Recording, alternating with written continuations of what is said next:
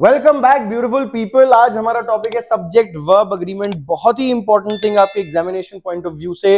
हर बार grammar correction में जो भी स्पॉटिंग एरर्स होता है उसमें एक ना एक, और इंप्रूवमेंट सेंटेंस इंप्रूवमेंट में भी एक ना एक तो सब्जेक्ट वर्ब अग्रीमेंट का क्वेश्चन आ ही जाता है। ये कुछ क्वेश्चन हैं पिछले सालों से। जब हम प्रैक्टिस करेंगे क्वेश्चन पेपर्स उसके बारे में और देखेंगे। सबसे पहले हम टाइप्स ऑफ सेंटेंसेस समझते हैं, समझना क्यों जरूरी है वो भी समझेंगे। भाई सब्जेक्ट वर्ब अग्रीमेंट के लिए हमें समझ में आना चाहिए एक चीज, तो सब्जेक्ट प्लस प्रेडिकेट का स्ट्रक्चर हमारे सेंटेंस के लिए। कोई भी सेंटेंस सब्जेक्ट प्लस प्रेडिकेट से बनता है। सब्जेक्ट क्या होता है? कोई नाउन या प्रोनाउन होगा, नाउन या प्रोनाउन या नाउन या प्रोनाउन फ्रेज। कोई फ्रेज भी हो सकता है बड़ा सा, क्लॉज भी हो सकता है। फ्रेज और क्लॉज के बीच में ऑलरेडी जो पढ़ चुके हैं डिफरेंस जानेंगे, जो नहीं जानेंगे उनको आगे बता दिया जाएगा। भाई एक बार जल्दी से बता देते हैं। Phrase is a group of words acting as the same part of speech. फिर से सुनो, phrase is a group of words acting as the same part of speech and clause is a subject plus predicate in and of itself. Subject plus predicate जब साथ में होगा तो clause होगा। Noun clause कैसे हो सकता है? The boy whom I met yesterday. अब the boy whom I met yesterday पूरा का पूरा एक सब्जेक्ट बन रहा है। वह बच्चा जिससे मैं कल मिला था उसके बारे में क्या? The boy whom I met yesterday is here. तो the boy whom I met yesterday subject बन गया, इज हियर उसका प्रेडिकेट बन गया। अब the boy whom I met yesterday के अंदर भी एक क्लॉज छुपा हुआ है, whom I met yesterday. I met yesterday, यहां पे आई एक subject, met yesterday predicate, whom I met yesterday again becomes a clause inside। तो अच्छा, क्यों जानना जरूरी है? फिर से जैसे मैं कह रहा था, डेक्लेरेटिव, इंटेरोगेटिव, इंपेरेटिव, एक्सक्लेमेटरी और जो ऑप्टेटिव हमारा पांचवा काइंड होता है, ये समझने के लिए कि उसमें सब्जेक्ट कहां है, प्रेडिकेट क्या है, ताकि हम सब्जेक्ट और वर्ब के बीच में अग्रीमेंट देख सकें, समझ सकें मेन सब्जेक्ट कौन सा है और उसके अकॉर्डिंग वर्ब सही लगाए कि नहीं लगाए। सब्जेक्ट वर्ब अग्रीमेंट क्या होता है? आए के बाद अगर यहाँ पे डांसिंग है तो क्या आएगा आप बताओ? इज आएगा, एम आएगा कि आर आएगा? अगर आपने कहा एम तो आप बिल्कुल सही है। इसी को कहते हैं सब्जेक्ट वर्ब अग्रीमेंट, कि सब्जेक्ट के अनुसार ही वर्ब होना चाहिए। वर्ब सब्जेक्ट से लिमिटेड होगा और सब्जेक्ट के अनुसार चलेगा। सब्जेक्ट के पर्सन, जेंडर, इन सब चीजों के अनुसार। जेंडर से फर्क नहीं पड़ता वैसे इंग्लिश में, पर्सन के अनुसार चले। चलिए पहला सेंटेंस देखते हैं, असर्टिव स्टेटमेंट। असर्टिव ज्यादातर डिक्लेरेटिव स्टेटमेंट्स में सब्जेक्ट आपको पहला ही शुरू में मिलेगा, उसके बाद जो बाकी की चीजें होंगी वो आपका प्रेडिकेट होगा। जैसे विजयश्री, अब विजयश्री सब्जेक्ट हो गया, is playing in the park predicate हो गया, ही सब्जेक्ट हो गया, may win the race predicate हो गया, आई सब्जेक्ट हो गया, have no more work predicate हो गया, शैलेंद्र सब्जेक्ट हो गया, is not going to the garden these days predicate हो गया, दे सब्जेक्ट हो गया, never bring anything with them predicate हो गया। अगला देखिए इंटेरोगेटिव सेंटेंस। इंटेरोगेटिव सेंटेंस में आप एक चीज देखेंगे, सब्जेक्ट जो होता है हेल्पिंग वर्ब के बाद आता है।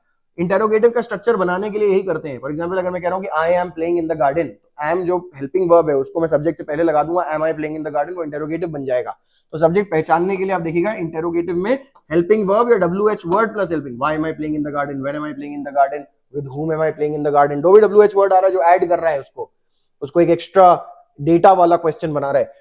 उसके बाद आएगा सब्जेक्ट, इसको आइडेंटिफाई करिए। Is that his pen, that यहां पे सब्जेक्ट है, बाकी सब प्रेडिकेट है। Do you write, do subject है, बाकी सब प्रेडिकेट है। डज ही सब्जेक्ट है, बाकी सब प्रेडिकेट है। Will she win, she subject है, बाकी सब प्रेडिकेट है। What is your favourite food, so your favourite food subject है और ये पूरा प्रेडिकेट हो गया। How is everyone, everyone subject है, प्रेडिकेट हो गया। कैसे पता चलेगा? आंसर जब आप करेंगे देखिए, that is, yes that is his pen, that आ गया शुरू में। you, do you write stories? you write stories, yes I write stories। does he play the guitar? he does play the guitar, he plays the guitar। will she win the competition? she will win the competition। what is your favorite food? your favorite food is whatever, तो your favorite food आ गया शुरू में। how is everyone? everyone is fine, so everyone आ गया शुरू में, everyone हो गया। Affirmative आप बनाओगे इसका सेंटेंस तो आपको दिख जाएगा सब्जेक्ट कौन सा है। सब्जेक्ट पहचानना है भाई, बहुत इंपॉर्टेंट है, मेन पार्ट है सब्जेक्ट पहचानना। सब्जेक्ट पहचान लिया अगर आपने तो उसके बाद आसान हो जाएगा वर्ब कौन सा यूज हो रहा है उस सब्जेक्ट के लिए और वो उसके अकॉर्डिंग है कि नहीं है। Verb first form of imperative sentence. Imperative sentence में सब्जेक्ट हमेशा यू होता है, ये समझना है इसमें। इंपेरेटिव सेंटेंस में समझने वाली बात है, सब्जेक्ट हमेशा यू होता है। इंपेरेटिव सेंटेंस मतलब इंस्ट्रक्शंस, जिसमें आप किसी को आदेश दे रहे हैं, कोई रिक्वेस्ट में कर रहे हैं, कुछ करने के लिए कह रहे हैं, कुछ ना करने के लिए कह रहे हैं, तो जिसको आप कह रहे हैं उसी को कह रहे होंगे। सेकंड पर्सन मतलब जो सुनने वाला है, जो सुन रहा है व्यक्ति, उसी की बात हो रही है, तो यू लिखने की जरूरत नहीं हमेशा, but that is what the subject is. Sit down on your seat, what does it mean? You sit down on your seat।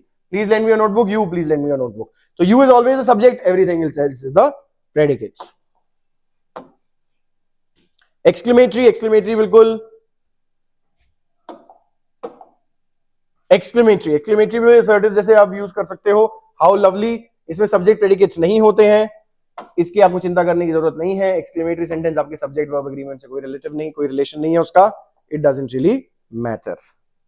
Optative sentence, optative sentence में आप देखना ध्यान रखने वाली बात यह है, असर्टिव सेंटेंसेस में सिंपल प्रेजेंट में जब हम टेंसेस करेंगे तो आपको बताऊंगा ये फिर से, सिंपल प्रेजेंट में असर्टिव सेंटेंसेस में फर्स्ट जब हम थर्ड पर्सन सिंगुलर यूज करते हैं, थर्ड पर्सन सिंगुलर मतलब ही, शी, इट या कोई नेम हम यूज करते हैं तो उसके बाद SES फॉर्म लगता है। For example he plays.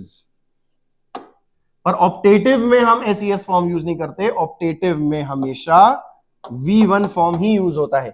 अगर मैं लगा दूंगा वहां पे तो मे ही प्ले, काश वो खेले। अब ऑप्टेटिव सेंटेंसेस जितने भी हैं यहाँ पे आप देखिए कोई फर्क नहीं पड़ेगा यहाँ पे ज्यादा। कभी कभी ये हो सकता है कि आप बोले may you is blessed, may you are blessed, क्योंकि यू के साथ तो आर लगता है ना। वैसे you are blessed with a good job, ये बता रहे हैं हम कि तुम्हें अच्छी जॉब मिली है, किस्मत तुम्हारी अच्छी है, you are blessed with a new job. अगर मैं कह रहा हूं may you be blessed with a new job, good job, तो मैं आपको विश कर रहा हूं मैं आपके लिए कि आपको एक अच्छी नौकरी मिले, तो यहां पे आर नहीं लगेगा, फर्स्ट फॉर्म ही लगेगा, बी लगेगा। Wish you a wonderful day, see V1, may you succeed, again V1, let the world be V1, वैसे द वर्ल्ड इज लगेगा वर्ल्ड के साथ, the world is a peaceful place, but let the world be a peaceful place, again wish कर रहा हूं मैं, wish you many happy returns of the day, happy birthday, all the best. Alright, so identifying the kind of sentence is very important. अगर वो fact state कर रहा है तो डेक्लेरेटिव है, क्वेश्चन पूछ रहा है इंटेरोगेटिव है, इंस्ट्रक्शन दे रहा है इंपेरेटिव है, मोशन दे रहा है एक्सक्लेमेटरी है, या कोई विश एक्सप्रेस कर रहा है तो ऑप्टेटिव है। ये भी आ सकता है। सेंटेंस पता लगाने के लिए किस प्रकार का सेंटेंस है आपको ये पता होना चाहिए। चलिए ये अब स्क्रीनशॉट ले लीजिए, इसका पॉज कर लीजिए, आंसर्स बताइए इसके किस प्रकार के सेंटेंसेस हैं ये नीचे कमेंट सेक्शन में, और करेक्ट किया जाएगा अगर आपको कोई भी दिक्कत आती है तो। ध्यान रखिए भाई, क्वेश्चन मार्क लगता है। अगर इंटेरोगेटिव कैसा बताएंगे, इंटेरोगेटिव है, क्वेश्चन मार्क लगेगा।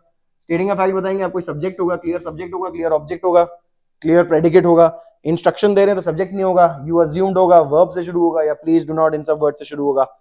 Expressing an emotion, exclamation, exclamatory exclamation mark लगा होगा, या कोई इंटरजेक्शन होगा उसमें, एक्सप्रेसिंग अ विश, मे वाला सीन होगा, मे लेट, ऐसे कोई विश कर रहे होंगे आप, कोई स्टेट नहीं कर रहे होंगे कोई चीज।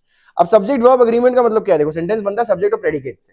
प्रेडिकेट का मतलब वर्ब, वर्ब में या तो ऑब्जेक्ट, कॉम्प्लीमेंट या एडवर्बियल क्वालिफिकेशन भी हो सकता है।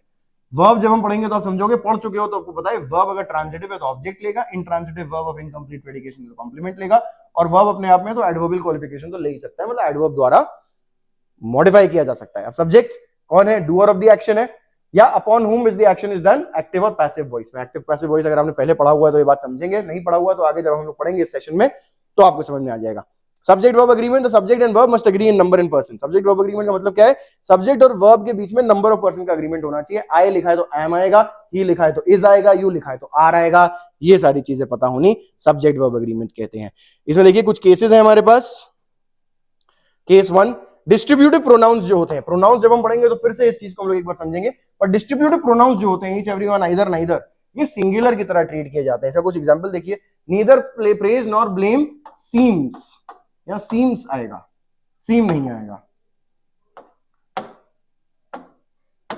क्यों, नीदर प्रेज नॉर ब्लेम, इसको सिंगुलर, अब नीदर नॉर जो है कंजंक्शन बन रहा है, पर नीदर अपने आप में डिस्ट्रीब्यूटिव प्रोनाउन माना जाता है, डिस्ट्रीब्यूटिव एडजेक्टिव भी माना जाता है उसके यूज के हिसाब से। यहां पे ये नीदर नॉर कोऑर्डिनेटिंग कंजंक्शंस बन रहे हैं, पर नीदर ट्रीट किया जाता है सिंगुलर की तरह, मतलब ये एक व्यक्ति की बात, एक बार इसकी एक बार इसकी, इसमें अब सिंगुलर है, थर्ड पर्सन सिंगुलर है, सिंपल प्रेजेंट है तो SES फॉर्म लगेगा, तो neither praise nor blame seems. He plays, neither he nor his brother plays, him and his brother, he and his brother play, neither he nor his brother plays, he and his brother play. He asked whether either of the brothers was at home. Yes, either of the brothers, either means singular, either of the brothers was at home, either he or I am wrong, I के साथ am आएगा, एक एक बार लिया जाएगा, am पास में है इसलिए I के अनुसार am लगेगा। Neither of the candidates is good, each of them is a good player। ये PYQs में से हैं, एग्जैक्ट एग्जांपल्स, इसी तरह के क्वेश्चंस आते हैं इस चीज को लेकर, सब्जेक्ट वर्ब एग्रीमेंट को लेकर। केस 2 देखिए, ambiguous confusing subjects. Confusing subjects मतलब आपको समझ में नहीं आ रहा सब्जेक्ट क्या है। फॉर एग्जांपल यहां देखिए, with regard to interior decoration, it is the attention given to the less overt aspects of using space that give it life and identity or quality that makes it exciting and unusual। अब with regard to interior decoration, ये कहीं कोई subject मतलब नहीं है इसका। With regard to एक prepositional phrase है, उसके बाद एक नाउन ऑब्जेक्ट आ रहा है, इंटीरियर डेकोरेशन कोई सब्जेक्ट नहीं है। इट इज, ये पहला आया subject verb, it is, it के साथ इज लगता है, सही है। The attention given to the less, it is the attention given to the less overed aspects of space that give, एक और वर्ब आया है दैट। अब क्या किसके बारे में बात हो रहा है, गिव, यहाँ पे अटेंशन के बारे में। ये अटेंशन है जो हम देते हैं less overed aspects of space, मतलब जो कम ऑब्वियस एस्पेक्ट्स हैं, दैट गिव। अब अटेंशन सिंगुलर है तो यहां पे गिव्स होना चाहिए, देखिए ये चीज है। A time slot of 15 minutes is allowed, why, क्योंकि अ टाइम स्लॉट है और 15 मिनट्स होगा, और मेन सब्जेक्ट क्या है, a time slot. So main subject आपने आइडेंटिफाई करना है। The practical uses of astrology has, नहीं, हैज इज सिंगुलर, हैव लगेगा, क्यों, मेन सब्जेक्ट क्या है, uses, the practical uses of astrology. The Olympic games reflects, reflect फिर से प्लूरल फॉर्म लगेगा, रिफ्लेक्ट, क्योंकि ओलंपिक गेम्स प्लूरल है। Failure is the stepping stone success, और successive failures is, successive failures are, see successive failures plural are. That's how it goes. Do the rest of them as a personal practice. Put it down in the comment section. We'll see how many of you get how many correct. अब collective nouns, collective nouns हम लोग treat करेंगे singular की तरह, अगर उनकी बात की जा रही है एक ग्रुप, एक झुंड के रूप में। अगर झुंड के बीच में हम वाद विवाद दिखा रहे हैं या झुंड के अलग अलग सदस्यों के अलग अलग बात कर रहे हैं, तो उनको हम प्लूरल ट्रीट करेंगे। देखो, a small parcel of novels is better, is better, small parcel, a small parcel is better than novels, क्यों, क्योंकि नॉवेल्स ऑफ नॉवेल्स तो है, पर है क्या, a small parcel singular. A company of 5000 soldiers having marched tirelessly has just moved, right, a company of soldiers, company.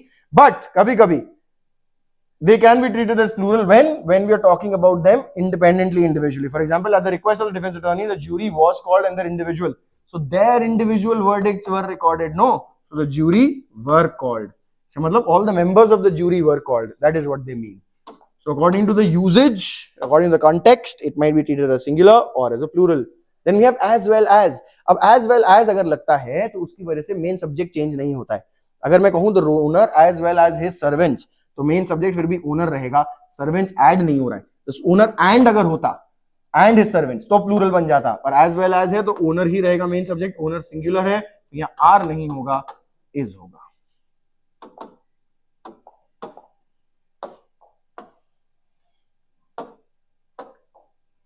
Then you got one of is always followed by plural but itself treated as singular.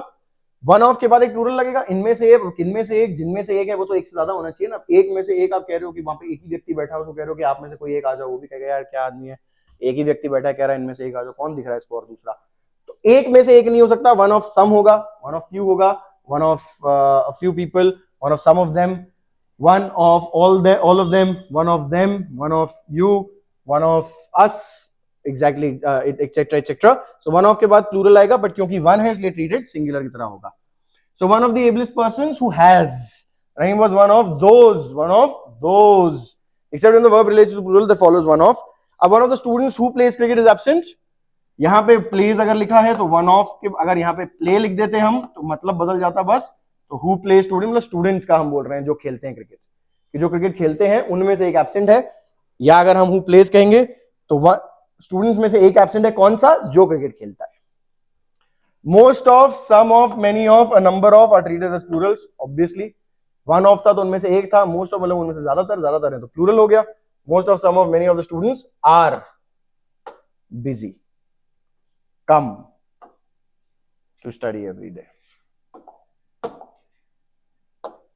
Alright. Then we've got many has come many a time in your examinations. Abhi I used it as well. Many is always followed by a plural and treated as a plural. Treated as a plural means has. Many a man has succumbed to this temptation. This is where it is. Then if were, this is the subjunctive mood. Subjunctive mood. If I were, अगर if से शुरू हो रहा है तो सभी object, सभी subjects के साथ were लगेगा, कोई उसमें संकोच नहीं, कोई उसमें किसी भी प्रकार का कोई संकोच ना करिए। अगर if से शुरू हो रहा है तो कोई भी सब्जेक्ट है उसके साथ वर लगा दीजिए। if I were, if you were, if they were, if he were, if it were, a bird, they would, he would, it would, I would, जो भी लिखा है करेंगे कि अगर ऐसा होता तो ऐसा करते, तो ऐसा होता। And pronouns referring back to subject also should be in. अच्छा, अब अगर कोई प्रोनाउन है बाद में जो आ रहा है जो वापस सब्जेक्ट को रेफर कर रहा है तो वो भी अग्रीमेंट में होना चाहिए भाई सब्जेक्ट के साथ। The boy was playing with their pet, नहीं द बॉय सिंगुलर है तो विद हिज पेट होना चाहिए, with his pet. The girls were talking to her mother, no girls है तो टू देयर मदर होना चाहिए, प्लूरल होना चाहिए। Each must do his own work, each याद है आपको सिंगुलर होगा, distributive. Every person who believes in principles must stand up to fight for his or her convictions. So that's that for subject verb agreement. Please let us know what other topics would you want us to cover, and leave your mail address down in the comment section for more data. I have been Anmol in association with Math Tutorial. Thank you for joining in. I shall see you in the next one.